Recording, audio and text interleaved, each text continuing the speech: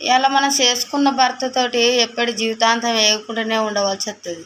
ఇవాళ మన కన్న తల్లిదండ్రులు ఉంటే మన కన్న కాడికి ఇవాళ మనం ఓ రోజు కాకుండా ఓ రోజు మనకు కాని బాధలు వచ్చినప్పుడు, మనకు రాని కట్టం వచ్చినప్పుడు ఇవాళ తల్లిగారింటికి ఇవాళ అన్నదమ్ములు ఇళ్ళకి పోయి 2 రోజులు ఉండొద్దాం మన పిల్లలు తీసుకోరని అనుకుంటాం. ఇవాళ తల్లిదండ్రులు లేకపోతే, ఇవాళ అన్నదమ్ములు లేకపోతే మన బతుకెందుకురా దేవుడా, ఈ బతుకు ఏంది? ఇవాళ ఎవరన్నా ఉంటేనోనో ఈ కష్టం నాకు ఇది, నా బాధ ఇది అని చెప్పుకును. ఇవాళ ఎవరు లేకపోయారికనే మన కష్టం మనమే చూసుకోవాల్సి వస్తుంది, మన బాధ మనమే చూసుకోవాల్సి వస్తుంది. ఇది భర్త ఏమన్నా కూడా పిల్లలతోటి ఏ రద్దు ఉన్నా కూడా మన కన్నీరు మన కళ్ళల్లో చూసుకోవాల్సి వస్తుంది. కానీ ఇలా కన్నీరు ఎత్తుకపోయి ఇలా తల్లి దూడ వత్తలేదు, ఇలా అన్నదమ్ములు దూడ వత్తలేదు.